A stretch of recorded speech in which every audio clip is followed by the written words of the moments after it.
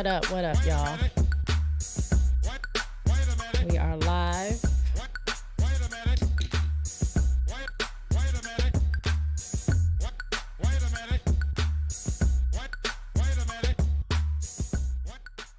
What up? What is going on, y'all? Hold on, let me stop this. What is going on, Ayo, everybody? What's going on? It's your girl, Jay. Welcome back to my channel. I need an assistant or some kind of producer in the studio with me as I'm doing this because I'll be over here struggling, trying to get stuff together. Hold on. I dropped my top to my water.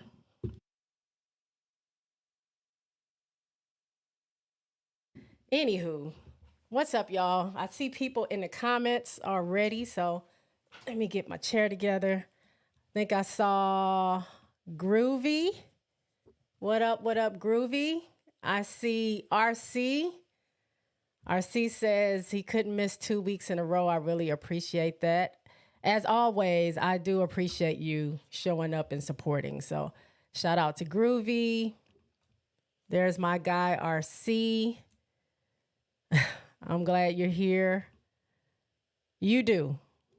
You beat me here all the time. But I'm on time this time. So I was like 1 second off from when I was supposed to go live. So I went live on time. And I set up my little graphics to open the show. Supposed to have my music playing, didn't have that. The phone went to sleep. It's a whole thing. But we are here. So welcome to my channel, everyone. Everyone that's watching, I appreciate you for watching. And I hope you show up in the comments as I'm talking and join in the conversation that we're going to have tonight. Again, I am Jay or Jay Boog, whatever you want to call me. I am the host of my Tuesday Night Live, where I just recap some basketball that I watch. Right now, we're doing college women's basketball. My teams, as always, if you're new here, my teams are LSU, University of South Carolina, and Notre Dame. But if I catch any other games or is any other buzzing around, if I hear about it, I'll most likely talk about it. Sometimes people will suggest some things in the comments, bring up some topics, and then we talk about that as well, if I've seen the game or if I've heard that news. RC says, you see my profile? That's my daughter. Oh, cute. Guess who she's named after? Wait. He says, you'll probably not guess right, but you'll be surprised by the answer. It's not, I know it's not Caitlin. It's not Caitlin, is it? Because I can't think of who else. Or Asia? What's her name? I don't know. I'm stumped because I don't know. Okay, it's not Caitlin. I was like, you are a super fan if you name your daughter after Caitlin. It's not Caitlin. It's not Asia. I don't know. Is it somebody I would know? Cheryl? No, not Cheryl. I don't know. Let me know what her name is. To everybody else out there in watching me, hello, welcome. We're gonna jump into. I don't really have any WNBA news this week. Normally, I might have something that's going on around the league. They're still doing free agency, moving and grooving around. For the most part, every time I go live, my nose itches, and I don't know why that is. What? No way. Hold on, I'm sorry, y'all. Your daughters, Gianna and Natalia, that's cute. Now that's cute. I didn't even think that, but that's cute. That's what's up. Cute. That is what's up. True Kobe fan right there. But shout out to you and your daughter, Gianna. Oh yeah, so we're gonna there's no WNBA basketball going on right now, or news really. The only thing that I saw was JJ. Right. JJ got signed. I think I said that last week. Brianna signed to New York, but we already knew that she was going to. I didn't have a doubt that she would leave New York. So as far as I know, New York got their main five back. That's about it. I'm considering doing a video because I did not forget, RC, that you asked about one of the newer players that the Aces acquired, or they signed to a training camp deal. I'm considering maybe doing a video and researching or giving some information on those players for those fans of Aces, if you guys are interested in seeing that. I did do a little bit of research on a couple of them, but I figure I'd do a nice little informational video on them, and hopefully I can get that out soon. Sooner than later. It depends on work, but I'll try to get that out to you, but I didn't forget. But that's it around the league that I can think of. Asia's still doing her book tour, as you can see right over my shoulder there. There's her book. Still killing it with the fits, and that's about it. She's still ignoring me online. I tweet at her. I quote tweet her tweets. I give her congratulations, and it's crickets, but it's okay. Every now and then Sid or answer me. But Sid just be on there joking around, Sydney Colson. So I can see that. But I mean, I'm sure Asia gets so many messages and tweets and all that other stuff. She probably doesn't even see mine, which is fine. But I'm still being ignored by Asia Wilson. I had a friend in high school named Asia Lewis, who was also 6'3" when we were in high school, who also played basketball. So whenever I think of Asia, I think about her. So sometimes I'll say Lewis over saying Wilson. Yeah, Stewie signed 1 year with the Liberty. And then what Alicia Clark be talking about on Twitter? Alicia Clark don't talk about much, but she has, she's answered me one time, and she's liked something I said to her or something like that. Mainly, she just jumps in to laugh at when Asia and Sydney are going at each other online, or if Sydney's messing with Chelsea Gray, like she'll jump in that and start laughing at that. But other than that, nothing really is going on. So today, okay, we're going to get into really quickly Notre Dame, only because I just watched the video. I mean, I just watched the game, watched the video. I just watched the game. They were playing against Boston College, and normally that's an easy win for them. They started off really slow, and I think Hannah Hidalgo was really their main scorer in the first quarter. And she really wasn't scoring that many points, to be honest. It just seemed like the lid was on the basket. But they turned it around. They held Boston College to, I think, 4 points in the second quarter. And then when they came back third and fourth quarter, they just finished it on out. Boston College was putting up some really, really good defense. So, I mean, they didn't look like a team that Notre Dame had beat the last time they played each other by 50 points. They looked like they were there to like win the game. They did not give up the fight. They just couldn't get their shots to fall. And then when Notre Dame started getting their shots to fall, and Hannah starts being Hannah, stealing the ball, shaking and baking, driving through the lane, making crazy passes, then, Notre Dame just took off with the win. So they did win and beat Boston College 79-55. The game before that was against Clemson. Again, they had a very slow start, but they ended up winning 74-47. So although they have these slow starts, which I'm starting to see that a lot in a lot of my teams, we're not coming out the gate like hitting it hard like we used to. But also, I know this is near the end of the season. It's probably a little bit tiring. These teams are getting tired and stuff like that. So maybe they don't have the energy that they would normally have going into, these games, but they find a way to pull it out.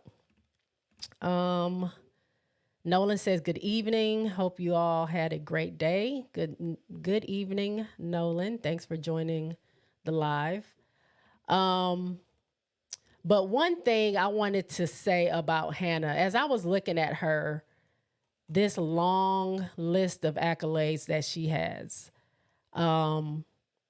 she, I think I talked about a lot of this already, but she's 11-time ACC Rookie of the Week. She holds the record for the most, having the most of those.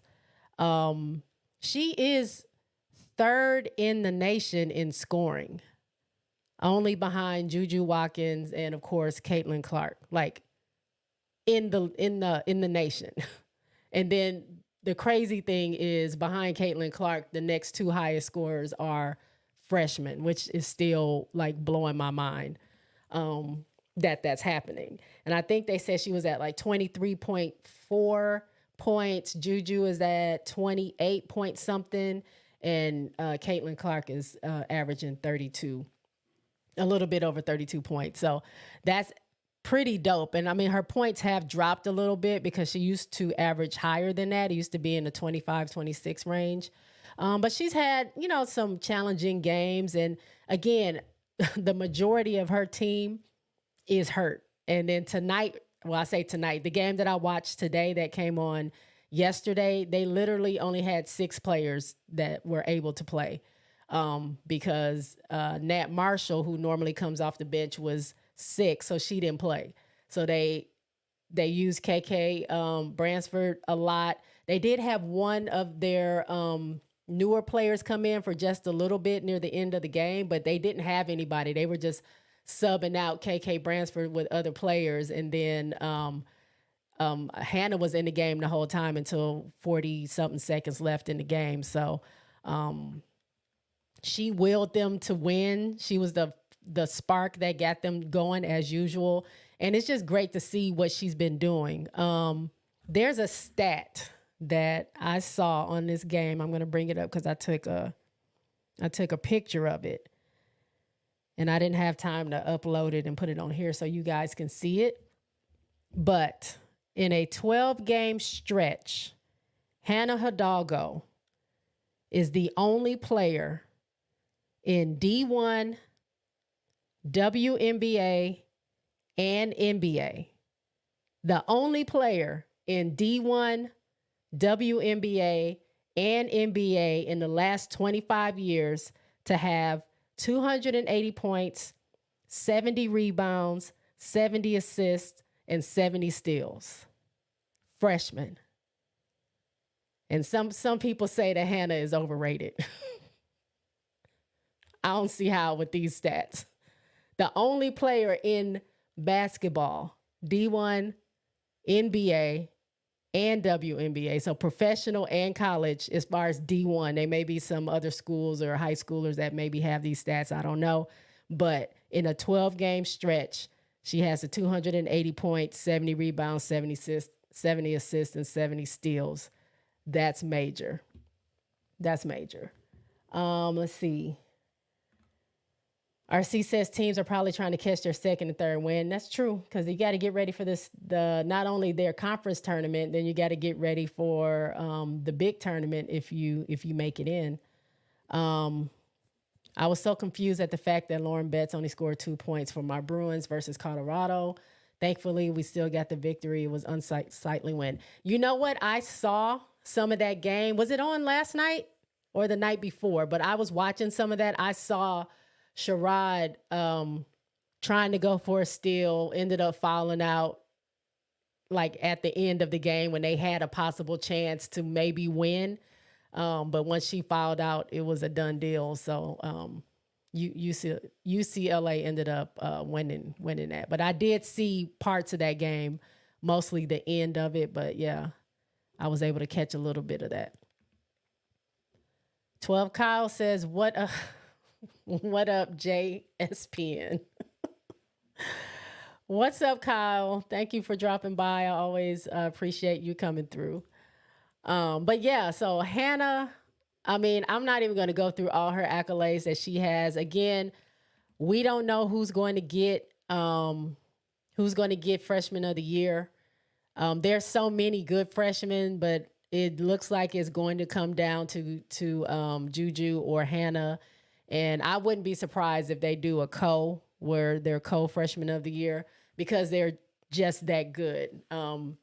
Juju just had a 40 piece not too long ago. She beat Cheryl Miller's record of having the most 30-point games as a freshman. She is killing the scoring record as a freshman for that school. So, I mean, she's doing big things. She's doing big things. Again, I don't see her play as much as I see Hannah play. So, I don't know if she's had any bad games or any times where she's kind of like fell short a little bit. I know Hannah has struggled in a few games, but the fact that she's still able to put up big numbers and help her team to win. She keeps fighting and fighting back, even if they lose. I think that's a dope thing for a freshman to be a point guard of this team coming in, telling some of these vets what to do. RC says it was on last night. What do you think about Kiki Rice? One of favorite college players. She scored 21, a team high for both teams. I think that's great. I've heard a little bit about Kiki Rice, not a whole lot, but I do know that she is one of the ones that they talk about that she puts in work. So 21 is really dope. 21, good job for Kiki Rice. 12 Kyle says Juju should win it. Okay. I mean, I can't. If Juju wins, I'm happy. If Hannah wins, I'm happy. I think both of them are doing great. And someone was talking. I was watching someone talk about Juju and Hannah and kind of how they kind of took off from the field of freshmen because you have, for Wiley, you have Michaela Williams. And who else am I missing? It's skipping my mind now. My mind just went blank. But some of those great freshmen that we have, they are not seen as much because they're on teams where they don't have to score the ball that much. They can, but especially for Wiley, she's just not in the game a lot. Dawn wants her like making the right decisions and definitely doing better on defense. So if she has to sit her, to get her to know that, she's going to sit her. She doesn't care about the stats. So that's why she's not there. But when she's in the game, especially these last few games, Malaysia has been killing it. I think she was their leading scorer last game, if I'm not mistaken. I'll bring up the box scores in a little bit when I talk about South Carolina. And then Williams has struggled here and there. But again, when you're on a team with Angel Reese and Anissa Morrow and Big Foe, Flage and Hailey Van Lith, you may get some scoring in, you may not. So it just depends. But Juju, her team depends on her. Hannah, her team depends on her. So those are the ones that are kind of getting the shine because they are answering the call of kind of carrying their teams. Juju probably more so than Hannah because, they do have players in West Belt and Watson has been stepping up, Anna DeWolf and Citron. They can all score, but Hannah is their floor general. Hannah is the heart and soul of that team. So she will get her points in, but she also gets her assists in. She also gets rebounds, as I just said. So Juju may edge her out. She may edge her out. It depends on what they're looking at. Oh, I got you. One of your favorite players. 12 Kyle says she just dropped 42 points the other night. Yep, she did. I had mentioned that. That's when she ended up breaking Cheryl Miller's record, who Cheryl Miller was right there on the sidelines watching. Just give it to Juju. Don't overthink it. It's hard because I love Hannah so much. 12 Kyle says, I'm going to need your help picking the ladies bracket. I might need help because normally I'm not even into it. I'm not into it until like the Final Four. So when I used to do brackets on the men's side, I was horrible. I was horrible at it. RC might have to help both of us. We'll see. Nolan said, are the awards announced before or after the tournament? I think they're before the big tournament, aren't they? They may be during the conference tournaments, but I'm not sure when they are. Nolan, I may be able to find that out though for you. Such a busy and exciting time of year. And then the WNBA takes off. Yes, that's what I'm most excited for.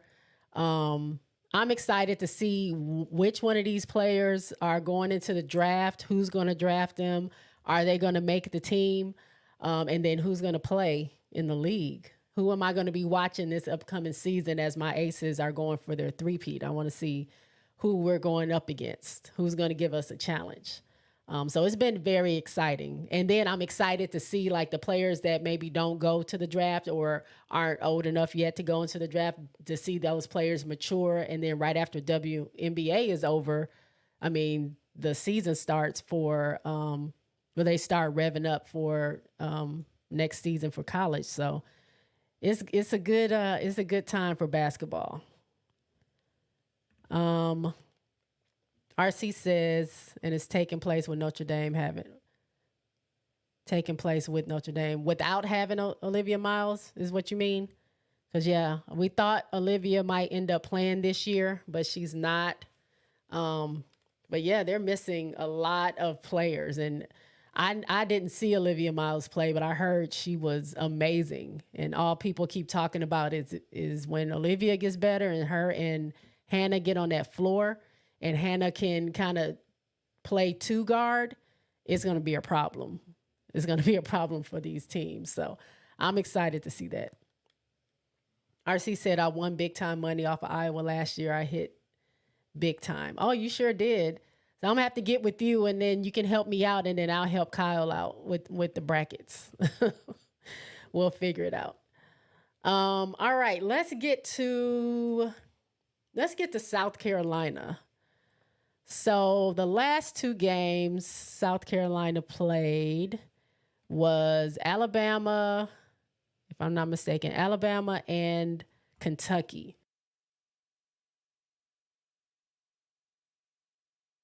Excuse me. I feel like I want to burp, but it won't come out. I don't want to do that on a mic, so I'm trying to watch it.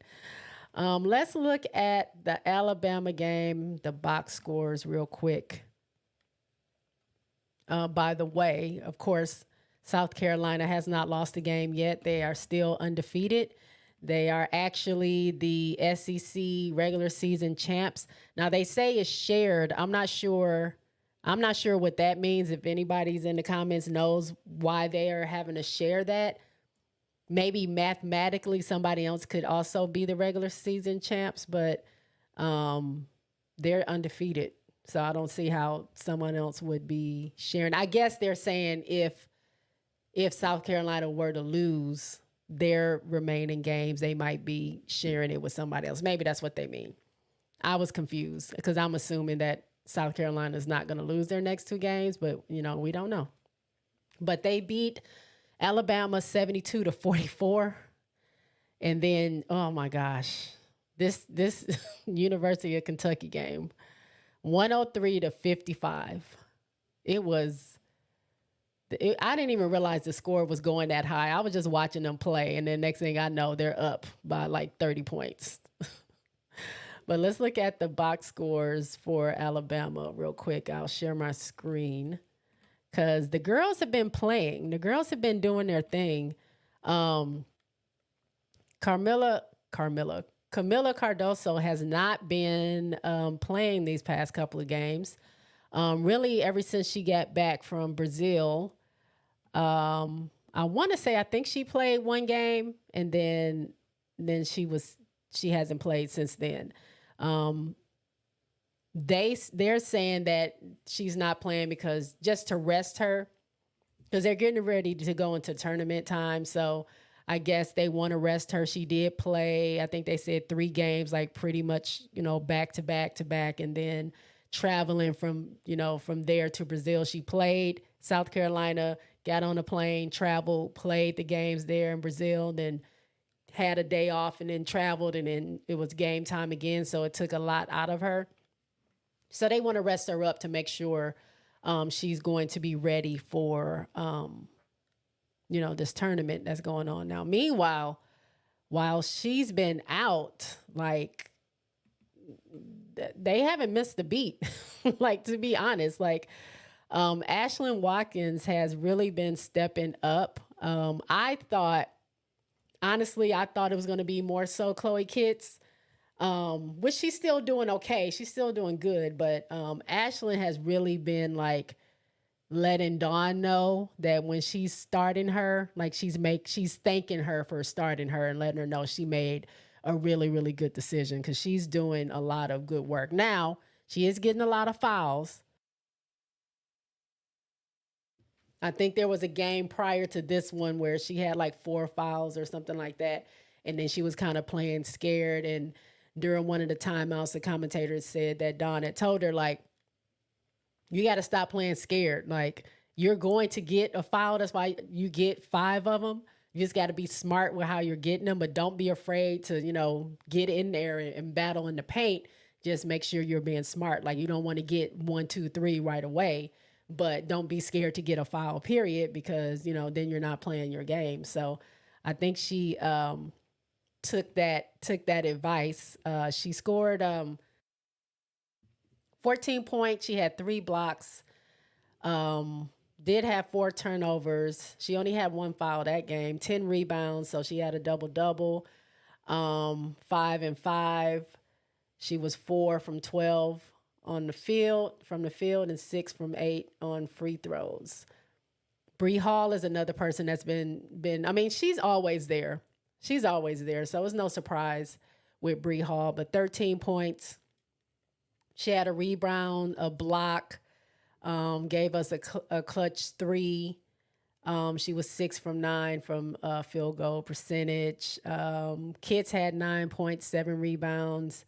Pow Pow, she didn't have a great scoring game. 5 points. She did have 4 assists, 3 rebounds. She was not, like I said, really wasn't churning out the points like normal. Tessa Johnson, that was not a surprise, but that was like not something people would expect. But that just goes to show the depth of South Carolina. Anybody can get it. Anybody at any time can have the hot hand. And because they rotate and because she plays all her players, everyone seems to have fresh legs. They're a team. They have each other back. So they don't play scared. Even if they don't get that many minutes, they come in and they just play their game. And the way that Dawn has them prepared is like they're ready for when their number is called. So, Tessa Johnson coming in scoring 12 points is not really not that surprising, but it's just not a name you hear very often. She's a freshman as well. She had 12 points, 4 rebounds. She had 2 for 2 on her 3-pointers. She was 4 for 4 on her free throws. So she came in as a really big help to South Carolina. And then Fagan, another one that is just ready when her number is being called. I think she's a junior. And they talked about Fagan just kind of sitting and been waiting. Like she's been wanting to start, or she's been wanting to be in the game more and get more minutes. And Dawn has kind of had her just waiting because, Aaliyah Boston was there. And then behind her was Cardoso. And then you have Ashlyn Watkins. There's so many different options they have for post players. She was just waiting her turn. And now, her game has been turned up. So Dawn says she doesn't have a choice but to put her in the game. And look what she does, 10 points, 7 rebounds. She is one of the vocal leaders on the on South Carolina's team. I saw on SEC Now, they did a special on South Carolina, and you can hear, the main person you can hear in practices is Fagan. She's all over everybody. So, I mean, that's dope to see. That is usually the unlikely players that you don't think about. Those are the ones that are really being the motivators behind the scenes. And then for Wally, 9 points, 3 rebounds. She had 1 3, and she was 3 for 9 from field goal percentage, 2 for 3 on her free throws. Samaya Walker did play, but she didn't get any points. She did, however, get 3 rebounds. She had an assist. And that was about it for her. If I burped in the mic, I'm so sorry. I'm gonna have to edit that out if I did later when I do the replay. So let me look at these. Let me check out these comments. Russell says, yes, you were right. Mathematically, they could have tied with LSU. Okay. I was confused by that, but okay. Thank you, Russell. Welcome to the live at the time of the Alabama game. Okay. RC says Tessa Johnson has talent. How's she doing? She's doing great. Like I said, when her number is called, she's out there. Like she almost is a guaranteed 3. She's almost a guaranteed 3 every time she's in the game. She's just ready, and nobody's thinking about her. I mean, I know they have scouts. They do the scouting report and stuff like that. And I'm not saying they ignore her, but she finds herself like open a lot to where she can grab the ball and just throw it up. So I think she's doing great. Russell says Raven wasn't feeling well that game. She barely played. Okay, I was wondering. I didn't know what was wrong with her, but I know she wasn't playing that much when I did see her, and I didn't even say what she had. She didn't score any points. She had 5 rebounds though. But yeah, 0 for 5 from the field, 0 for 2 for 3-pointers. And man, she missed both her free throws. Yeah, she was not feeling well. The crock pot was not on that game. But I mean, it happens. People get sick, and Raven bounced back on this next game. So I'm not, I ain't mad at that. RC says, I got a friend. She's a huge South Carolina fan. She talks me to death about them bragging on SC all the time. I just listen as an Iowa fan, one who tries to be nice. Be nice, RC, because South Carolina deserves to be bragged on. So just take it. Just take it. Just nod and smile. Nolan says that was a dominant victory. Meanwhile, I think they went 93% from the free throw line as well. Yeah, they did. Did I have that up? Does it show that? 70. Well, this said they did 70.83% from free throw line, unless you're talking about a different game. SC Bread said Gamecock women's basketball, Sakima Walker. She's away from shies away from physical contact. Yeah, she still needs to. I mean, I see her. She still needs to. I can see that she can stand to be a little bit more dominant, especially in the paint. But she's like their fourth, fifth option. So I mean, I think with more playing time, I think she'll improve. But I mean, she is usually in there after Fagan. Once you've gone through Cardoso, Watkins, or Cardoso, Kitts, Watkins, Fagan, and then Walker will come in.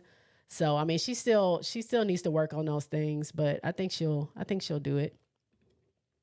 RC says South Carolina is truly resilient and fundamentally sound. They know how to outlast their opponent, and that will be critical as we go on and on. True that. I'm going to go to the last game they had against Kentucky. Again, this one I was saying, like, I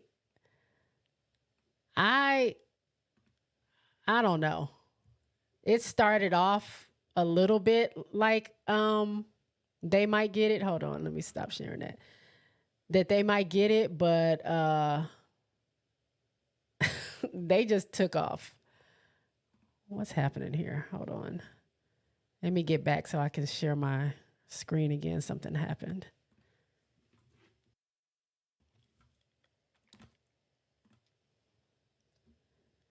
All right.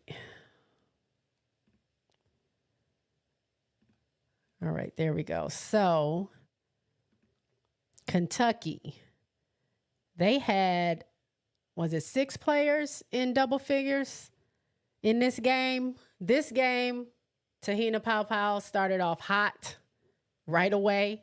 And she's streaky like that. She's either going to start off hot or she's going to end hot. But if she's having a decent game, she's going to give you some good points. She had 14 points, three rebounds. She was perfect from free throw. She gave us 2 3-pointers out of 3 and 4 from 5 from field goal percentage. So her shooting percentage that night was off the charts. Only missing two shots all game. Cardoso played 12 points, 11 rebounds. Oh, she did play that game. She didn't play the prior 2 games. My bad. 11 points or 12 points, 11 rebounds. Chloe Kitts had 9 points, 4 rebounds. She was 4 from 5 from field goal percentage.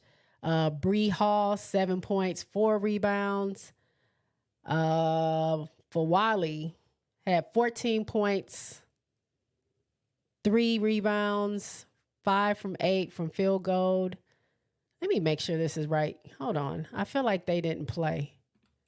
Am I looking at the right game? Hold on. Because I feel like she had more points than that. Let me go back. Am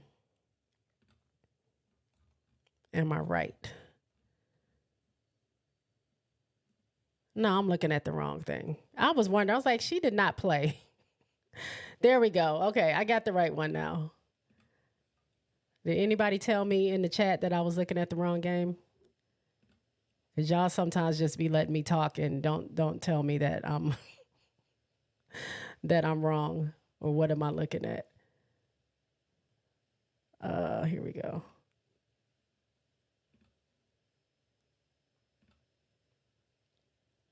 Hold on, y'all. I got too many things open. Share this screen.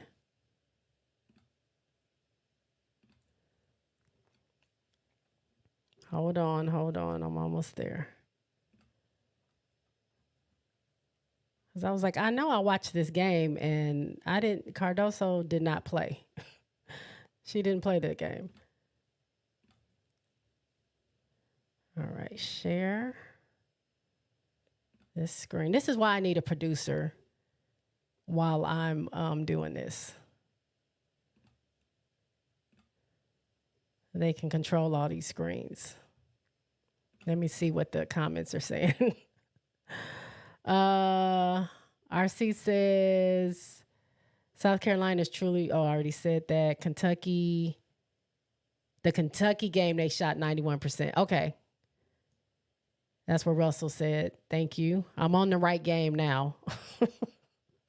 RC says the only weakness I could say South Carolina has is that they might not have the bona fide home run hitter on their team that can just go off and go off and go off. Yeah, that's true. I think they're so used to like sharing the ball and playing like team basketball. I don't know if Don allows them to have like what they call hero ball. I don't know if Don allows that. So maybe they don't have that one person, but I think they have enough people that can make up for not having that one person. Oh, Russell said he couldn't type fast enough. Well, thank you for almost letting me know that I was looking at the wrong game. Sometimes I watch back and I'm like, I said this certain thing which was not right, and nobody said anything in the comments. They just let me say the wrong name or say something wrong. But I appreciate y'all for allowing me to make mistakes, because I'm not going to get it right all the time. Sometimes I'm trying to do too many things at one time, and I mess stuff up. So I think I'm on the right game now. We're going to go to it. Now, they were, 90.48% from the free throw line. You're right. They were 66.67 from three-point line, and they ended up with 64.1% from field goal percentage.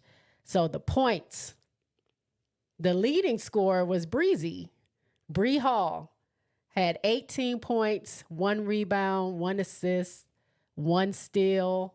She was 8 for 10 for field goal, 2 for 3 on 3-pointers. Bree is another clutch shooter that you don't really be paying attention to. That's the thing with South Carolina. They have so many moving parts. It's like you can't, like, literally and I'm not trying to come for Iowa, RC, so don't take it this way, but the way that Iowa, at least the game that I saw during the Final Four, the way that Iowa played South Carolina, there were players like Raven that they left wide open. They were able to double or do whatever they wanted to try to get Aaliyah Boston or Cardoso if she was in the game. They were able to leave some players to go double others to, affect the game. I don't think teams can do that this year. Like, you have to watch your back. I'm not saying every shot is going to fall from every player, but if you leave Bree open too long, she's going to hit you with some threes, and she can drive the basket. And she's not the only one. Like, you can have Kits get hot. Watkins can get hot. Raven can get in there. And she can take an outside shot. She's been working on that, especially since that Iowa game. This is her revenge year, she said, and she's ready. She dares someone leave her wide open in the 3-point area and think she's not going to take the shot. Or she might just shake and bake you and go to the basket. We don't know. Raven's been waiting all year for an opportunity to have a team disrespect her the way they did. That's just plain and simple is what happened. But anyway, Ashlyn Watkins had 13 points, 3 rebounds, 4 assists, 2 steals. Pow 11 points, 2 rebounds, 1 steal, 1 block, 4 assists. Chloe Kitts had 10 points, 12 rebounds, got her a double-double, 5 assists, 2 blocks. Like, she was, and only 1 foul. She was doing well. Raven Johnson, Crockpot, 9 points, 6 rebounds, 2 steals, 1 block. Raven block. I'm trying to remember which block that was. It was like a block party going on. Fagan had 5 blocks. I haven't even gotten to her yet, but when she came in the game, it was very much get that out of here. Like, people call Ashlyn Watkins Swatkins because she will get some blocks, but she didn't even get any blocks this game. Fagan came in and said, give me that. And then Raven ended up blocking a shot. I want to say Pow did block a shot. It was a 3-pointer. Someone was getting ready to go up for a 3, and she blocked that. Pow. Come on. Where was I at? Raven Johnson, 9.6 rebounds. She was perfect from 3-point. She only did 1, only attempted 1. For Wiley, came in with the spark that she is, 17 points, 3 rebounds, 3 steals, 3 assists. Fagan, like I said, again, I was just talking about other players the last game that you don't think about. Fagan came in, got her, 16 points and 6 rebounds, 5 blocks, 4 assists. Like, that's a line. And a steal. That's a line right there.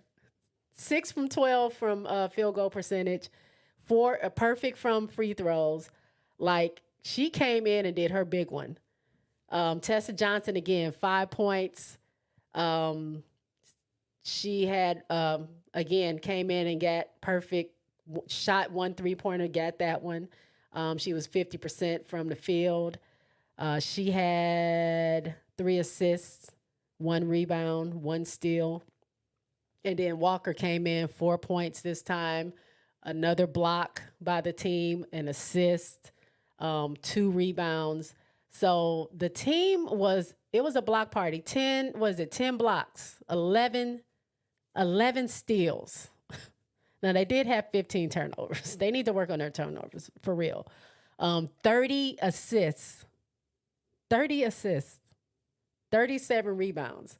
I mean, again, anybody at any time, that's just the going thing with them. Anybody at any time can get it and can get hot. So you don't know as another team who you're going to guard, because the people that you think aren't going to perform may end up performing. Um Oh, the shout out to the 26 people in the chat. I appreciate y'all. While I'm at it, give me the thumbs up if you're in here. I really appreciate it. That'll help me get out to the atmosphere of the algorithm, and I'll get more people. Also, thanks to you all that followed me. I wanted to get to 400. No, 300 by today. It didn't happen, but it's fine. We'll keep on trucking. So if you're not following me or not subscribed to my channel, I'm new to YouTube, so I get the jargon wrong. If you're not subscribed to my channel, go ahead and subscribe, or tell a friend. Tell a friend to tell a friend to go ahead and subscribe. I'm trying to get to 500. Last I checked, I was at like 240 something, 245, I think. So again, I'm just starting out. So if y'all like sports, entertainment, all kind of stuff, go ahead and check out my page and subscribe. What else is going on in the comments? Gamecock player Camilla didn't play. Sakima came in first. Yeah, I was looking at the wrong game. Thank you, SC Bread. I apologize, y'all. At first, I was looking at the wrong game. Okay, so RC says, Jay, y'all couldn't handle Caitlin in the story. Was Caitlin wrong to wave off Raven? Maybe so. She's spicy, Caitlin. I will say I gave y'all more ammunition to hate, at least South Carolina social media fans. Well, I will say this. South Carolina could have won that game, even with all the stuff that was going on. They just did not make the best decisions down the stretch. And I don't know about, I know Aaliyah Boston is was the main player. I don't know. Her taking the last shot, it just wasn't a good shot to take. And we had too many missed opportunities down the stretch. But we ready now. We ready now. So I would love to see a rematch. Love to see it. And I don't mind her waving off Raven. This is basketball. This is a competitive sport. I'm with that. I am with all the trash talk. I am with waving off. I am with when you get that rebound or you block somebody's shot, you say, get that out of here. This is my house. I'm with all that stuff. That's what makes the sport exciting. Just back it up. That's all I'm saying. And you're right. Iowa, she waved her off. Raven didn't take those shots. She did take a few shots after that, but it wasn't enough. So yeah, Iowa got the upper hand on that. So let's see it happen again is all I'm saying. Like I want to see how much this team has improved with an all new, with all their 5 starters gone, and we have a virtually a brand new team, kind of brand new team. But we're going to get to that whenever that happens. I don't know if that will happen or not. I'm just saying I would like to see it. RC says, oh, hi, everyone in those shadows. Give Jay a like and subscribe. Never be shy. Salute. Thank you. Listen to RC. Go ahead and give me those thumbs up. I do appreciate it. Feel free to subscribe. Feel free to comment. Like, we have fun in these comments. I welcome most comments, as long as you're not being disrespectful. But we have a good time here on Tuesday night. So feel free, if you want to just say hello, just say hello. Nolan says, I really like Iowa and love watching them. Indiana next. Are you saying you like Indiana after Iowa, or you're saying that Indiana is up and coming? Oh, what? Oh, I was like, what? I'm not at no 379. I know you're lying about that. I was about to say, there's no way. But hey, if I can get there, that'll be great. I'm on a quest to get to 500 subscribers soon and very soon. RC is talking to Nolan. Chris Gray. Hello, Chris. Welcome to the live. Chris says, okay, Caitlin got us in one game. That is one loss in 2 years from this team. I'm just saying, let's run it back. Please, please, please wave off Raven again. That's all I'm saying. Just do it. Just do it. I promise you it won't be the same result. I promise you. SC Bread says Iowa Gamecocks women's basketball game came down to coaching. You think so? You think Dawn didn't make the right call? Is that what you're saying?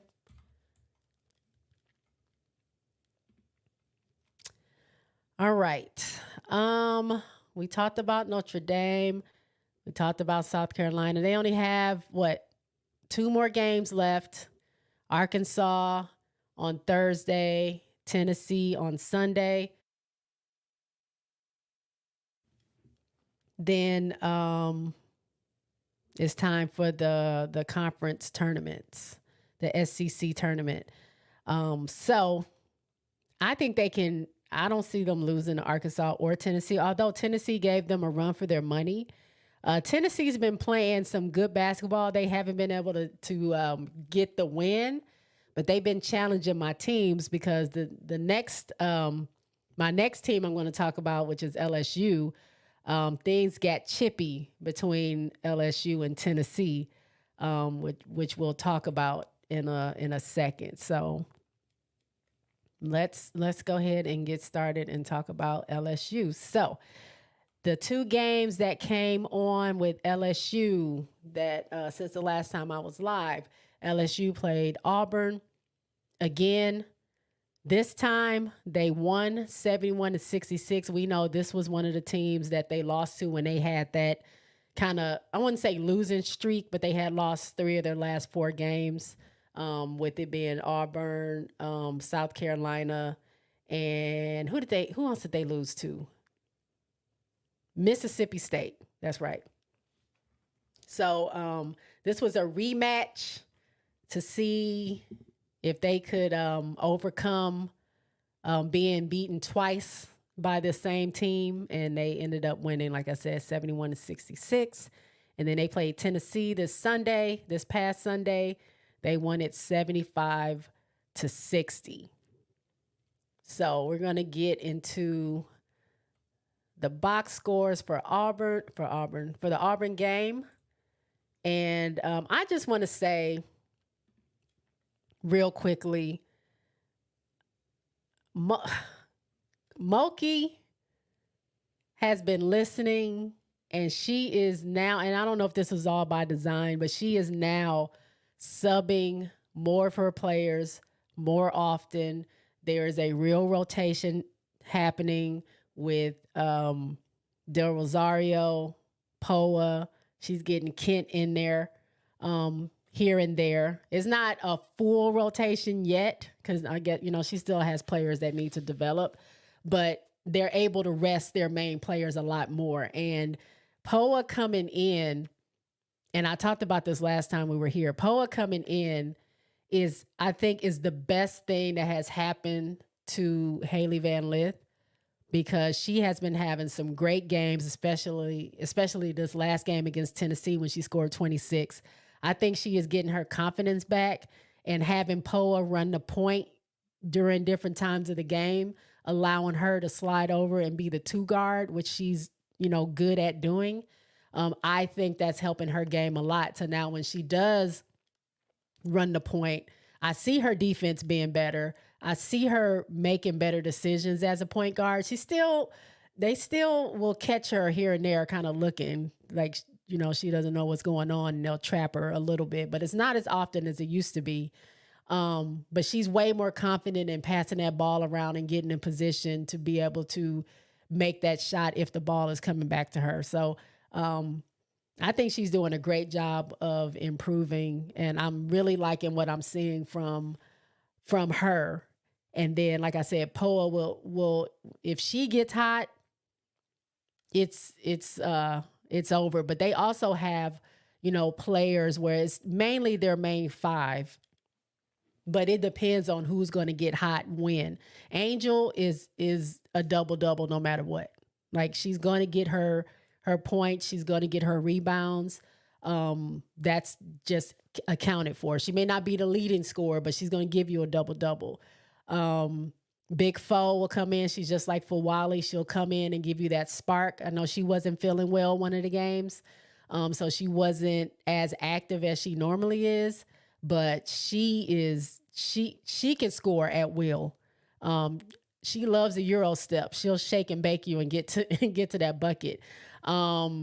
Like I said, Hailey Van Lith has been going off. Michaela Williams, when she can, she will go off. She's been struggling a little bit, but she can also score the ball. And like I said, Poa is so good at defending.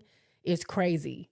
Like, she's a good point guard, but she is so good on that other side. Now she needs to chill on the way she takes those charges, because sometimes they turn into blocking fouls and she gets into foul trouble. But other than that, she is willingly giving up her body to get that charge. She just needs to make sure she's in position and she is making the right decision at the right time, so she can stay out of foul trouble, because again, they don't have a deep bench. So if their bench is getting a lot of fouls, they don't have anywhere to go.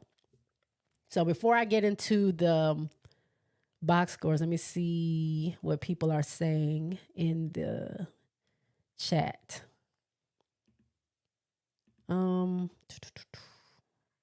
Let's see.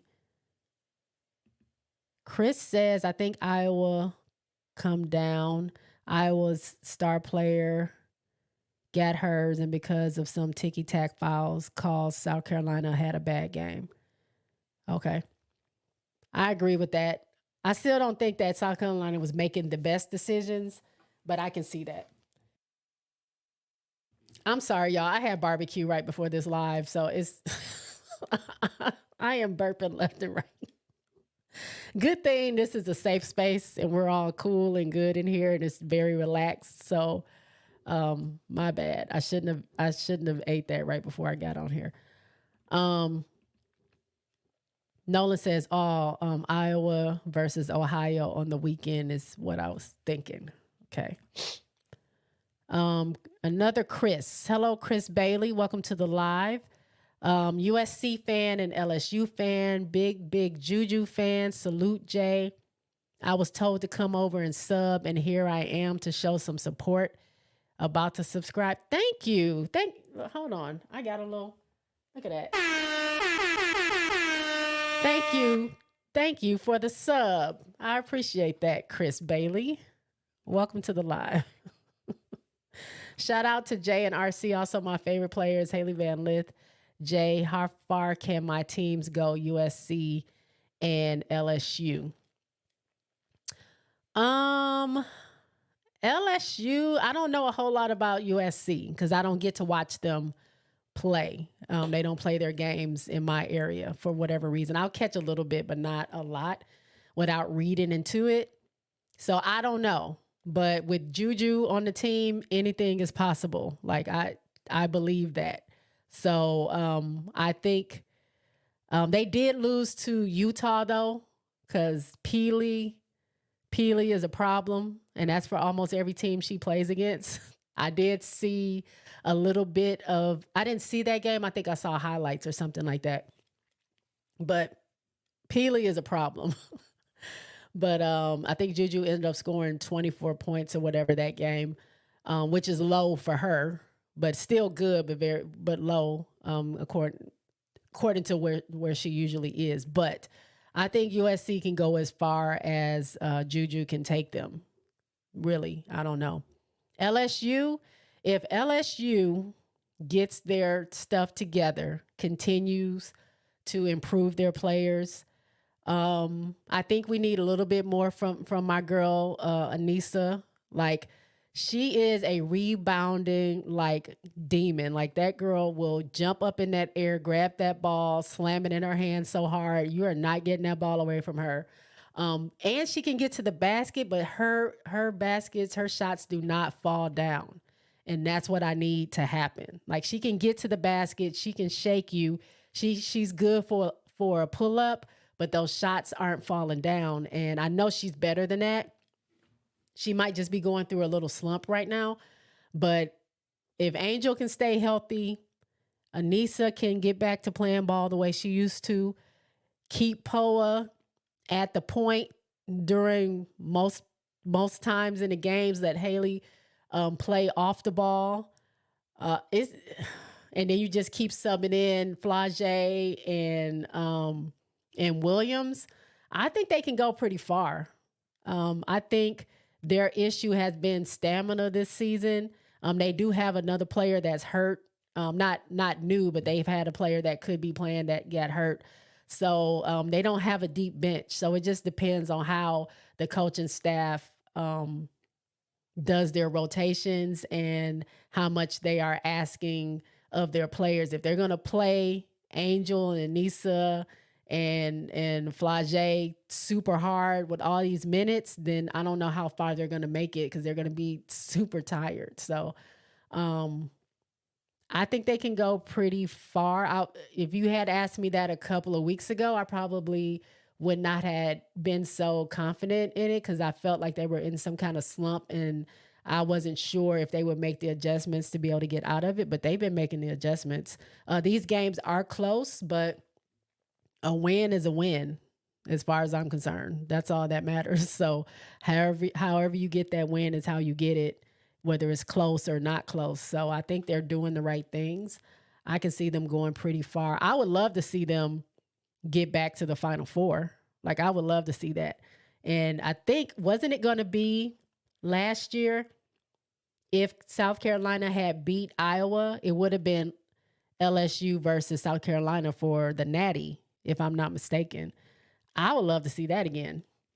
Well, not again, but I would love to see that. Like, those are two of my favorite teams, but I would love to see that. I'm not even gonna lie. Jada L, welcome Jada. Welcome to the live. Jada says if LSU's starting five all have good game, it's going to get very scary for everyone. Yep, that is very true. William Jackson, welcome William to the live. HVL is a liability. I would have agreed with you earlier in the season, but and we haven't seen this consistently from her yet, so I don't know, but I do know she is a good player and she was good with where she come from, Louisville. She was good there. Coming to LSU as a point guard, I think she was not confident. I think it was a lot on her shoulders to try to lead this team. And maybe she was having issues dealing with that pressure.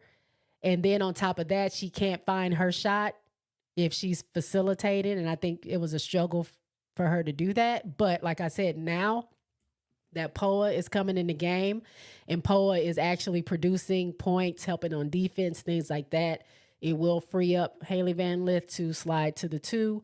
And I think she can be very effective there. And I think the more she does that, the more her confidence is going to boost because this last game they played against Tennessee, Poa wasn't running point a whole lot. Hailey was, and she was still able to get her 26 points. So I just think, I don't know. I don't necessarily think she's a liability now.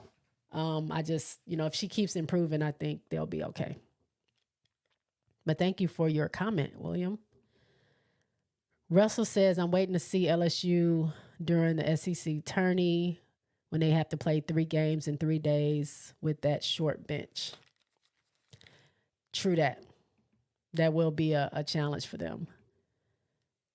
Chris Bailey says, Hailey Van Lith is not a liability. She's coming along at the right time, pimp. LOL. I agree with you. Not the pimp part, but I agree with you on that. It's pretty much what I said. RC says, you had barbecue. Kindly ask, where's our plate? Plus, did you have beer too? No, I do not drink beer. I'm not a beer drinker, and I think it's gross. But I grilled some shrimp, and I just had barbecue sauce on the shrimp. But yeah, I shouldn't have ate that.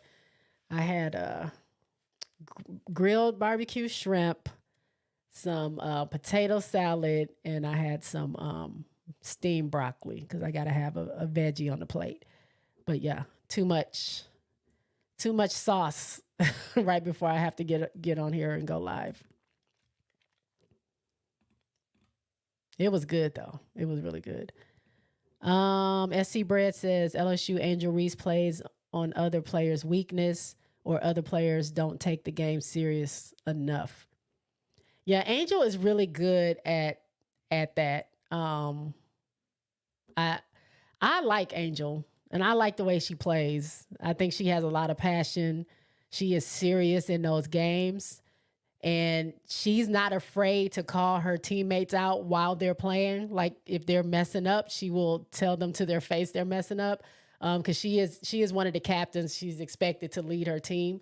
And when they're doing well, she's the first person that's congratulating them and cheering them, cheering for them and, gassing them up and stuff like that. So I like the way Angel plays. A lot of people say is arrogance or cockiness or whatever, but if we're being honest, Angel is doing a lot for her team, and I think it's good. But yeah, Angel will definitely seek out weaknesses in other teams and exploit those if she can. RC says LSU can't repeat unless they get Hailey Van Lith to really be a big time component of what they're doing. Oh, I don't know if they can repeat. I mean, I'm going for South Carolina to get their championship. I would just like to see them play against each other again. But if it's a choice between LSU and South Carolina, I'm going South Carolina, even though I love both teams. Chris Bailey says South Carolina will most likely win it all. I don't think an upset is likely unless it's Ohio State, and Ohio State would have to play 40 minutes of perfect ball. True that. Like, I'm sure somebody, I don't think they're unbeatable, period. But like you said, you got to pretty much have a perfect game. Because even, the thing is, even in the beginnings of these games, people are hanging with South Carolina. And you have a feeling like if you're the other team, you're like, wait a minute, we can do this. Like we can really like stick it to South Carolina and win this game.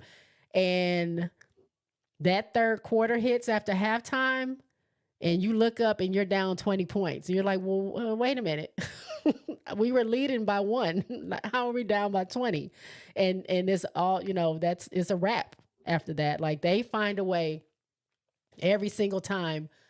Even if they're having a slow start, they find a way to pull it out and just kill people in that second half. So if you're not playing a full 40 minutes, if you're that opposing team, you're probably not going to win. So I definitely agree with Chris Bailey on that.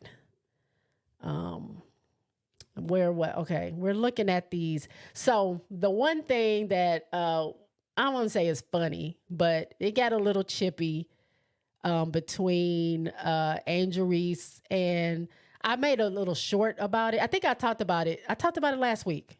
Did I or did I not? She kind of got into it with the player. It couldn't have been Auburn. It was Texas A&M. That's right. She got into it or got into a little back and forth talking on the Tennessee game. That's what it was. That player was, I think, 21. I forgot her name. I'll look it up in a second. But apparently, I don't know how much of this is true, but I do know I can read a little bit of the lips. And Angel said she was at the free throw line, and she says, "Who you talking to?" And she says, "Oh, you can't be talking to me." And then she told her to watch her mouth, said some other stuff. I don't know what she was saying. And then she looks up at the scoreboard. She says, "How many points you got?" "Oh, okay." Like, concentrate on that. Well, some girl I saw in the video was saying that she was there courtside. And apparently the girl on Tennessee was saying that Angel was going to miss all her shots because of her eyelashes. She's not going to be able to see through them or something like that. And that's when Angel was like, "Who are you talking to?" And they just started going back and forth. So apparently that girl had started with Angel first. But again, I love trash talk. I do. Whether it's from Tennessee or LSU or Auburn or Texas A&M or whoever it is, I love it. Long as it's not like it doesn't get physical. Because that's what ball is. Guys do it all the time. And people don't just do it in basketball. People do it in hockey. People do it in baseball. People do it in football. People do it in tennis. Like, that's just a part of the game. So I love it. It gets people fired up. And the thing is, I'm going to need you to back it up. If you're talking noise, now I'm fired up. I'm about to score on you. Or maybe you can one up me. I don't know. I enjoy it. So I'm not mad at Angel or the lady from Tennessee for talking noise. I was actually laughing. It sounded pretty funny to me. Let me get back to the comments before I get too far away. Okay, Sess Talk Sports is in the house. What is up? Sess says, "What's up, chat?" I've jumped in a couple of, I haven't been able to be in your lives, but I've clicked in there a couple of times because I'm usually getting ready to go to bed because I have to work super, super early on Tuesday. So I think I've seen you on Monday nights, if I'm not mistaken, but thank you. I am subscribed to you. So if y'all, this is another sports channel that I enjoy. So if you guys aren't checking out Sess Talk Sports, go ahead and check them out and give them a sub. Rye says, "Sess, you don't say. What's good?" Screams, "Ayo." Jada says, "Hi to Sess." B. Harris, welcome to the chat. And Sess, welcome to the chat. I don't know if I've seen you comment. I think you've been in here before, but maybe not commented.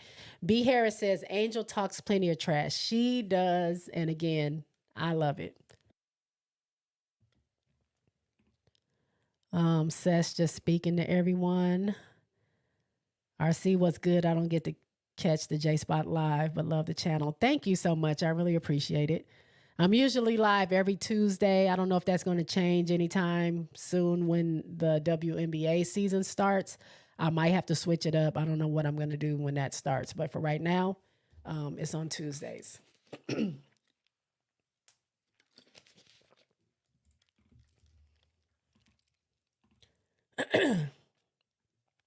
RC says it's my favorite auntie when Uncle Tennessee. RC is going to say something funny if it's the last thing he does. Those of you that are in here, if you haven't already, give me the thumbs up. I would really appreciate it. Thumbs up, thumbs up. Glad you're giving this insight. I wanted to know what happened. Are you talking about between in Tennessee? Also at the end, so Angel, hold on. Let me find out who this person is.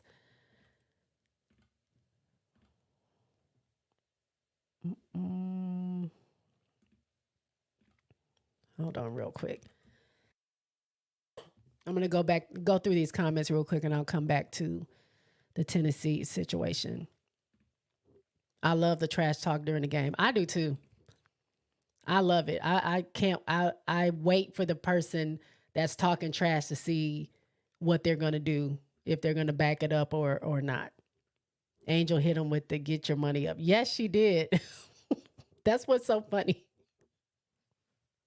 That's what's so funny because they're college. They're in college. Not everyone has like the millions of dollars of NIL deals. So leave that girl alone. I'm so glad you gave this insight. Okay, that's what you were saying. No problem. Seth says, "First time catching you live. Love the channel." Thank you so much. Thank you so much, Seth. And I really appreciate what you do as well. We need more of us out here talking women's sports. So I love all the channels that I get to see that I'm subscribed to. I love to pop in and watch what they're doing and maybe get some information that I didn't know about, because I am a casual college women's basketball fan, because I wasn't normally watching college women's basketball. I'm more of WNBA, NBA.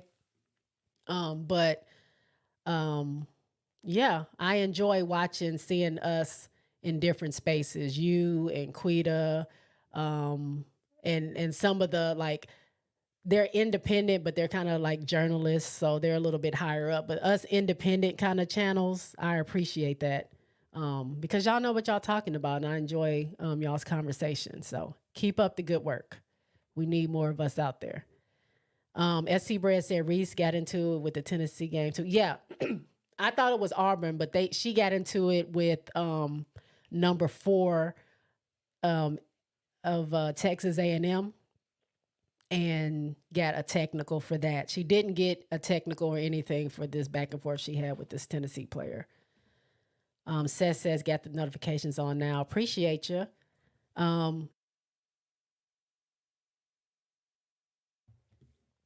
RC has a question. He says, what do you think about everyone seemingly passing on the WNBA? Like the WNBA isn't that. Brink says she might not go. Paige not going. Angel is not decided. Why they playing in the WNBA face? I don't know if they're not necessarily. I mean, if we're being honest, outside of NIL deals, endorsements, because that's not a factor. If you're making a bunch of money in NIL deals, that's just going to turn into endorsements in the WNBA. So if Angel is signed to Reebok, they're not going to drop her because she's in the WNBA now. They're going to stay with her. If someone else is with, Aaliyah Edwards is with Adidas, they're not going to drop her. If Ruffles or Powerade is sponsoring someone or has an NIL deal with them, they're not going to drop them when they go to the WNBA. So that part is out. What I think is not the rush to go to the WNBA is, I mean, these girls know about some of the conditions of some of these teams. And unless you're going to the Aces or Seattle or New York, and maybe a couple of other places that have really good facilities and have their own facilities, like they're not rushing to go from their state-of-the-art facilities to go practice in someone's like old gym, you know what I'm saying? So it's things like that. Like I think they have it good where they are. They're what they call big fish in a little pond right now. People know them. They have hundreds of people coming to see them, thousands of people coming to see them in their home turf. And I think making that leap to going to the next level might be, a little scary for some of them, because this is not like the NBA. Like you're not guaranteed a spot. And if you're not, guess what? You're going overseas or not playing. You don't get to go to a G League or anything like that. You don't get, extra spotlight, put on you. So you have to perform. You have to be good. You have to fight international returning players, vets for this spot on this 12 roster team. And you have to remain good because WNBA is notorious for cutting people just because they don't have the space. So I think if you have it good in school and you can play another year, I think they're taking that opportunity because I'm popular. I'm doing well. I have, also I have my deals, but the crowd is cheering just for me and whatever. If I go to the WNBA, I'm gonna be a rookie. What if I'm not as good, or what if I don't get the playing time, or what if I get, if I'm on a team that, doesn't see the value in me, and I don't have all the people that used to see me play at, Stafford. I don't get those people to come out to see me in LA or whatever. You know what I'm saying? So I think that's what they're seeing. Not to say that always happens, but I think it's another level of playing. And I think there's just been a lot of talk about the W that might be, I wouldn't say scaring them off, but it's going to be a challenge. Not everyone there is going to go and be a star. And I think they realize that and they know that. And I think as much time as you can take to build yourself up and keep getting better, I think they should take it. That's why I personally think Angel should stay. I know her senior night is coming up. And apparently she's going to make a decision. I know she tweeted out saying that should she stay or should she go? I think she should stay. Not only because I think is some things I think she still needs to work on. I think she, again, needs to build up her stamina. I think she could put on a little bit more muscle. I think she needs to work on her mid-range shot. And that'll like increase her as a player. So when she is drafted next year, and she will be, she'll be a problem. Also, they'll have this expansion team with Golden State being a new team that's starting in 2025. So that opens up way more roster space. So I just think for me, I would say she should stay. But if she wants to leave, she can. I mean, I have no doubt a team is going to take her because she is a valuable player right now. But I don't see what the rush is. So I don't know if I answered your question. I probably went on a tangent about a bunch of stuff that you didn't ask for, but I don't think they're playing in the WNBA's face, but I think they know more than we know about some of the insides of the WNBA. And I mean, look at LSU's facility in their locker rooms. Like, why would you want to leave that to go somewhere where you're having to share lockers with the G League and the NBA and everybody else, and you don't get to keep your stuff there? And it's a whole thing. WNBA will get better with time. They know they have things to work on. And I think they're aware of that. I would just like to see that happen a little bit faster. But again, everything, money is a main issue to get things done. If you're expanding teams, that costs money. You're expanding rosters, that costs money, because you got to be able to pay these people.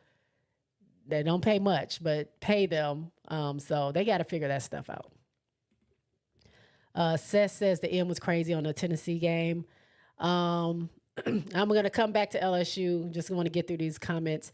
Do you think if Utah played South Carolina as well as they played USC, South Carolina might be in a dogfight? Well, the last time South Carolina played Utah, it didn't look like they were going to win because they could not stop Peely. Like I said, that girl is a problem. Like, you don't see a player like her and think that she can take you off the dribble, go to the bucket, take the outside shot. And as far as I know, I don't know if Utah has changed this, but I do know their coach will not let them take any mid-range shots. So you're either taking a three or you're going to the bucket. I don't know if that's still a thing. And I think that is what hurt them with South Carolina, because South Carolina knew that and realized that, and they started exploiting that. So they would push them out to where they didn't have a choice but to try to take a three. And sometimes they were too far out. Sometimes they were too quick. And then again, Peely was the only person that can really get into that lane that they couldn't stop. But I think she had foul trouble. So I do think that Utah can give South Carolina a run for their money. But I think, again, it's hard when you have the whole team that can compete. So I don't know if Utah would win, but they would definitely give them a run for their money. Nolan says, Pow said this week on Hailey's podcast that Watkins is SC's best trash talker. You can't always pick this stuff up on TV, though. Yes. No. Yeah, I did. I listened to that actually, too. She did say that she's the best trash talker. She also said Bree is the best flopper. But you can't pick it up. Oh, man, those mics seemed to be super high on the Tennessee LSU game. For whatever reason, I was hearing stuff left and right, especially when Rakia got that block on. I think it was Angel, if I'm not mistaken. I'm not sure who she got the block on, but she was like, "Get that shit out of here!" Like, I was like, "Yes, Rakia, let them know." And even Fagan, when she got her block, she was blocking everywhere. I can hear her a little bit, but yeah. I know they can't play it on TV. I would love to have the mics on and just let me hear what they're saying to each other. Probably some stuff that is just not socially acceptable. So probably not. We don't need anybody getting canceled. Seth says really no college at all. I don't know why I missed what you were talking about. What's that in reference to? We've been talking all over the place. RC says I really only rock with like 5 women's basketball channels loyally. But I'll support anyone that attempts to do it. Oh, okay. Yeah, I don't get to watch a lot of channels. I see what you're saying. I don't get to watch a lot of channels because y'all, when I tell y'all I'm at work a lot, and when I'm not at work, I'm trying to get sleep. Also, I'm a podcaster, so I do other content for my podcast. So I don't get a lot of time to watch that. So what I do get to watch, I enjoy, and I'll just hit subscribe just so I can catch them whenever I can. If I'm at work, maybe I can listen to them or whatever while I'm at work. But I don't get to see a lot. I'm sure there's so many more channels out there. I don't get to see them, but the ones that I do see, I do appreciate the work that they do.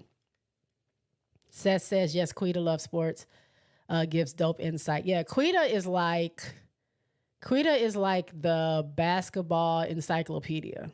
Like, she knows her information. Like, she's like ESPN. I'm like your homegirl. She knows a lot. And I really love how she has everything set up. She has her information. She knows her history. Shout out to Quita. I don't know if that's anything I'll be able to do, but yeah, I do enjoy her channel. Let's see. Quita is nice. She is nice. She is nice. Quita loves sport. It's like the triple OG of this. Yes, she is. Actually, I found her because I was watching a lot of videos on the Aces during the playoffs, and she just happened to pop up on my algorithm during the finals. When I was just watching videos, I wanted to see what people were saying if they thought that Aces would lose. So I just had like a whole playlist of videos I was going to watch of everybody to see what people were going to say because I was waiting to see if I was right that the Aces were going to win, which they did. But yeah, I think she popped up on my algorithm because I was watching so many basketball videos during that time. Seth says, so do these young ladies get money directly from the school boosters as well as national deals? I don't know if they get, because of NIL, I don't know if they get money directly from the school. You know, scholarships, they do, of course. They pay them, you know, room and board, books, and all that other stuff. But I don't know if they do as much as, you know, now that NIL is a thing. I think it's mostly coming from there. But I could be wrong. I don't know. I haven't really looked it up to know that. I read an article a while ago about that, and I think it says something similar to that, but I don't remember everything. Chris Bailey says the WNBA is a place where only the strongest of the strong survive. JNRC, yes. Right. I definitely agree with that. That's what I'm saying. It's so cutthroat. And I'm not saying these ladies are scared. I'm just saying it's cutthroat. So if you're going to go, you got to go with intention. And why not be your best self when you go for that? Because there's no wiggle room in the WNBA like it is in the NBA. They have people just riding the bench that will probably never, ever play a game for years and years and years because they have that space on the WNBA. I mean, in the NBA, the W doesn't have that. So you might ride the bench a little bit, but you probably are not going to stay with that team long or not be in the league long just because they have to be able to utilize everybody that they have on the bench unless they're hurt or something like that. Even if they don't rotate a lot or rotate often, you got to be ready when your number is called. So I truly believe in that. Run the likes up, y'all. Run the likes up. Like Seth says, run those likes up. Nolan says, and opportunities for second degrees and masters for these young ballers. Yeah, that too. That too. If that's what they want, I say go for it. Chris Bailey say, Jay, who's your WNBA team? I'm a LA Sparks fan until the new team hits San Francisco, Golden State. Then I'm rocking with both teams a long way. I originally, in 97, because of Lisa Leslie, was a LA Sparks fan. And then I fell off a little bit after they won their championship. And then I would just spot watch different teams. So Los Angeles Sparks always have like a space in my heart because I've just always been an LA fan, even in NBA. But my team is the Aces right now. So I'll watch LA, but Aces is my main team. But now I'm starting to, as this season is going to be coming up, I think I'm going to be watching a lot more teams just because of how everything has, all these players are moved around and different players are together now. I'm interested to see what Phoenix is going to do, what Seattle is going to do. I'm excited to see what this new Golden State team is going to look like next season. Who's going to go there, who's going to be drafted there. Like, I'm excited about that. But the Spark, see, I can't get them out of my mind. The Aces are my team. And I think right now the Sparks are really like into rebuilding because Jordan Canada isn't there anymore. NECA isn't there anymore. I think Chennai is not coming back. De'Erica, I think she's still there. I don't know about Azrea. And I forgot what their point guard, but I don't know who's still there, but I'm an Aces girl. B. Harris says, no hurry for the W. It's a rat race over there. Yep. Agree. SC Bread says, LSU Reese should come back to lose to the Gamecocks. W women's basketball. Some more like Rakia. Now, LSU is my team too, so I'm not going to say for her to come back to lose to South Carolina. It might happen, but I'm not going to openly say that because I got love for LSU as well.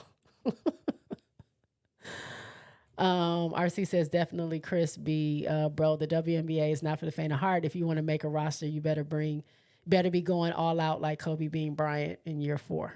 Yep. Sess, if you're still in here, RC wants to know when your next show is dropping. Robert Minnick. Hey, Robert. Thanks for joining the live. I appreciate you. I thought they grew up wanting to play in the WNBA as a dream. They can be, but having a dream and seeing reality, I think, is two different things. And like we've been saying, is not easy to make a team and then to stay on a team. So you have to be ready for it. So I think they're just weighing their options. I think if they don't have to rush to get there, they're not in a rush to get there. They may be waiting. Some of these players may be waiting on this expansion just because they know more roster spots might be opening up. So I don't really know what the reason is. That's just what I think. And I'm not an expert, so who knows? Ernest Boyd. Hello, Ernest. Welcome to the live. The next time South Carolina plays Utah, Gamecocks will dominate them. I don't disagree with that. The Aces and Hawkeye. Thursday. Check me out on Thursday. So anyone that wants to check out Sess's next, is it going to be a live? Check them out Thursday right here on YouTube. If you're not subscribed, go ahead and hit that subscribe button for them and for me. ESPN Mike was hot. Yes, it's like almost heard. I heard a lot. Even just on the floor. I heard the coaches talking to their players. I heard Angel. I heard Niece. I don't know if y'all saw this. When was this at the half? The end of the second quarter, if I'm not mistaken, Hailey had the ball. She was going down the court, right at the in the middle of the court. She's waving to do an ISO. Anissa comes up to give her a screen. She's waving off the screen, and Anissa's like, "Shoot the ball!" like really loud. You can hear that. Like it felt like the mic was like right on her mouth. And then, Hailey ends up shooting it and it falls down as they're going into the half. I think it was the end of the second quarter, but like you can hear so much. You said you really don't watch college. I'm surprised. I used to watch college men's basketball back in the day, but college women I'm new to. But when I find something that I really like, I really get into it. It might be the cancer sign in me that I try to learn as much as I can about it. And plus, if I love it, I'm going to talk about it. So I've been enjoying myself this season. Nothing can be more brutally savage than when KG told Carmelo Anthony in a wicked trash talk on the court. KG told Melo, blank, your wife. Your wife tastes like Honey Nut Cheerios. Yeah, the men be wild. The guys be wild. So it's nothing that I don't think anything's off limits on the court. And I mean, women cut deeper than men, so they get personal.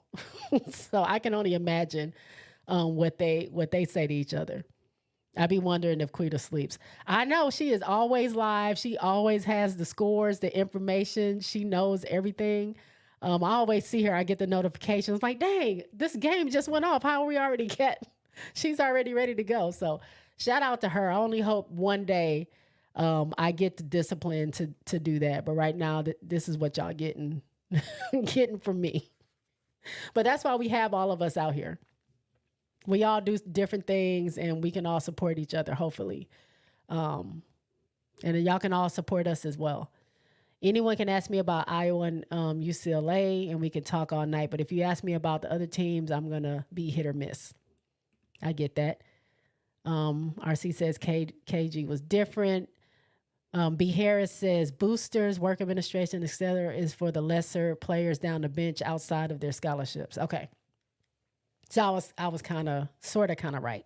Thank you for that, B. Harris. Seth says, I think they did grow up. She was replying to Robert Minnick that says, I think they did grow up dreaming to play in the WNBA, but in the middle of the dream, the opportunity to get paid in college popped up and changed things. Yeah. I agree with that too. Yeah. If you're already living the life, so the dream in college, then be there as long as you can, and then you can go to the next level. So, I mean, these kids have a lot going on than what they used to be able to have going on in college. I know Asia said if she had an NIL deal, she would have been. You couldn't tell her nothing. She said she would be drippy for no reason. Seth says, let's go Aces. That's right. Let's go Aces. B. Harris says, Golden State franchise will change the game next 2 years. After 2 drafts, Paige or Caitlin or Angel will set them up nicely. All of them box office. Yep. That's what I was thinking. That it just depends on the play. But if Caitlin comes out now, obviously she's going to go to Indiana.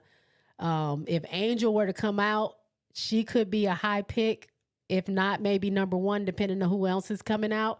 She could end up going to Golden State. I think that's a great setup for her because you get you some vets to build around her and some other, maybe some international players. It could be set up to be a great situation. And Steph Curry, I don't know, maybe that's what Caitlin may not come out. Maybe she's waiting on that to get the opportunity to buddy up with Steph Curry, with her being the shooter that she is. That would be dope. SC Bread said Golden State can they support a franchise? We're about to find out. I mean, Golden State, the Warriors, like the same people that own the Warriors are going to own this Golden State team. So I'm assuming they will. I mean, the stuff that the Aces owner is doing, Mark Davis, he owns the Raiders. And it's so much stuff he's trying to do for the Aces that the league is not even letting him do because they're like, no, you can't. Like these other teams can't compete with what you're doing. So we gotta cut you off. Like he wants to give his players the world. And I would hope that more of the ownership teams will step up to the plate and meet him where he is instead of him having to downplay. Because I think, again, like NECA says, they are elite players. They are professional players, and they should be, treated as such. So they still have a long way to go. The W, like I said, in this ownership business and what they're doing, because they have the money to do it. Is, whatever. That's another show for another time. RC says, I don't get fancy bells and whistles. I just talk women hoops. Hell. And I'm just me. I don't know. I talk everything. Nolan says, dreaming of my Fever will make the postseason this year. We shall see. Caitlin hasn't said yet. And I mean, we just don't know. We don't know what's going on. But I'm just going to get to this Tennessee game because we've talked a lot and I'm ready to go relax and let this barbecue digest some more. As I've been burping the whole time.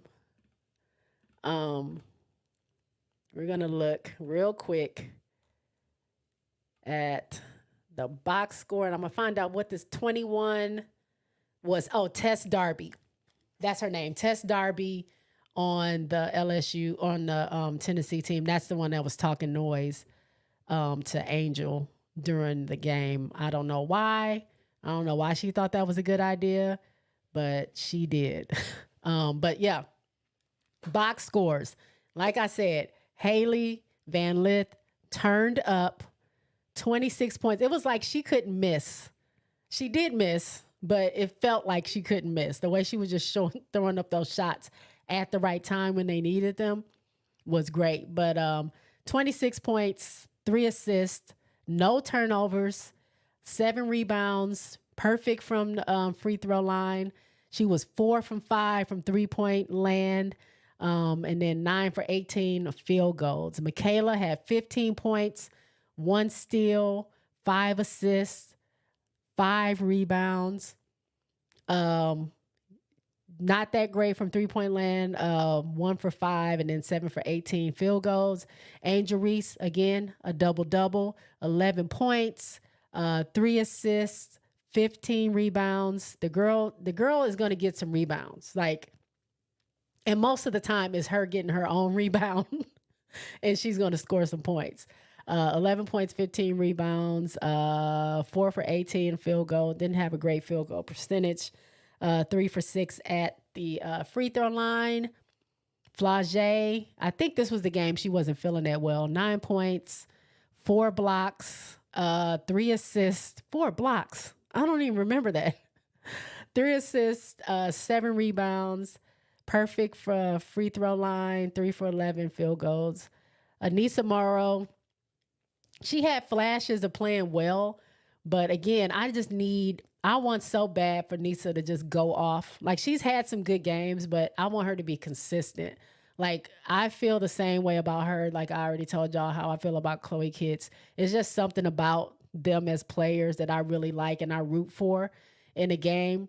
And Anissa can get there. It's just her shots do not fall, and I don't know why, because they're there. They're open shots. Not open, but she's above everybody else when she's taking those shots. She's shaking people off when she's taking those shots. So they should be going in. They're just not. But she had 9 points, 4 blocks. I'm sorry, 8 points, 1 steal, 1 block, 13 rebounds. So she was doing it on the defensive end like she normally does. But the offense, I just need her offense to turn up. Just one good time. If she can stay consistent, y'all talking about Nice the Beast, she will set the world on fire because she has it. She has the skill.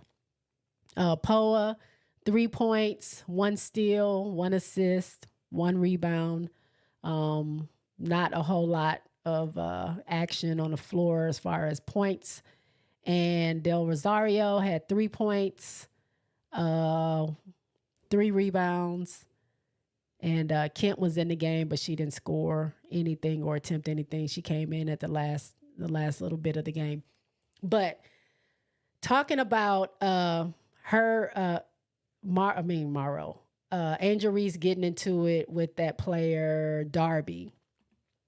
She was talking to somebody at the end of the game. So after they were going back and forth on the free throw line, they're still talking noise to each other, like as they're playing. And you can see when, I don't know who called a timeout, but the teams were going on a timeout. And the assistant coach for LSU was yelling at Angel, like, you need to stop it. And she was like, she's talking to me. Like, do you hear what she's saying to me? Like, I guess they were still going at it.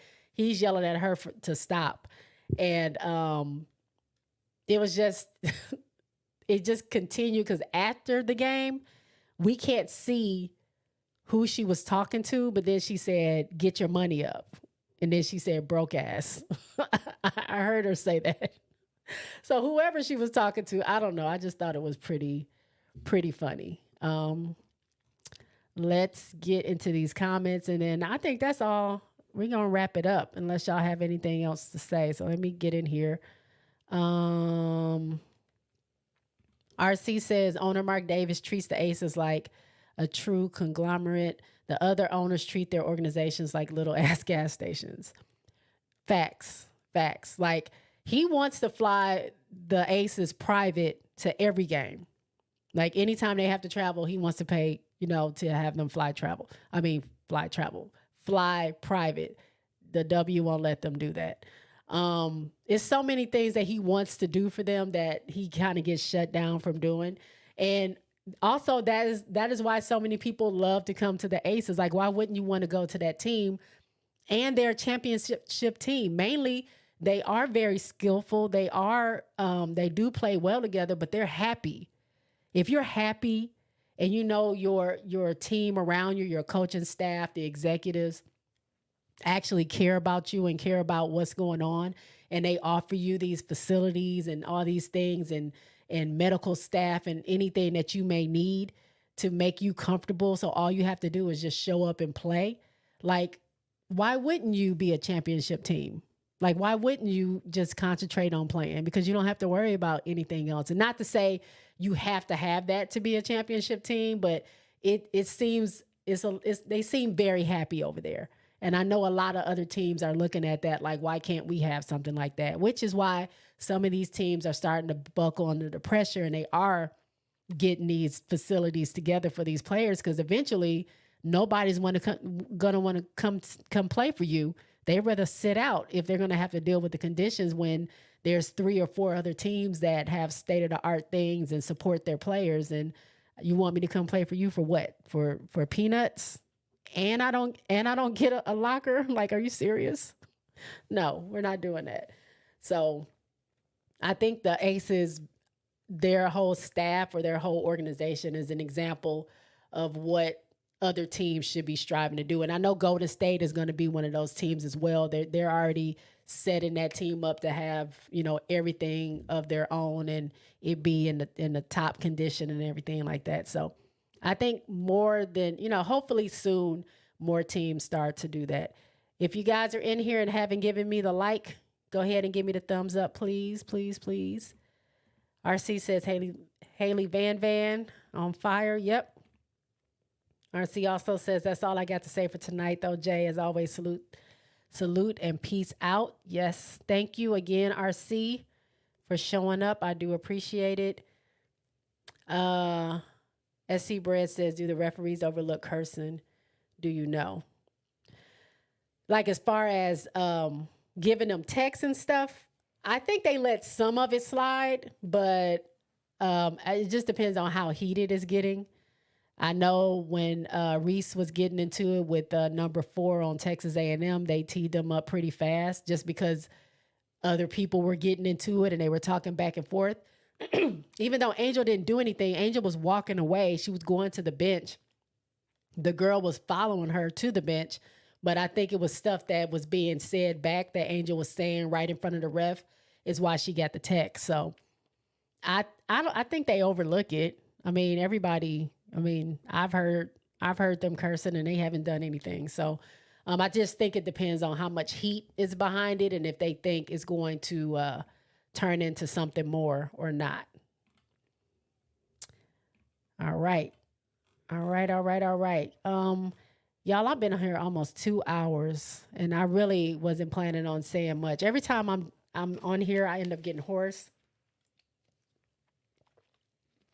because I'm talking so much. Y'all are so active in the comments, and I love it.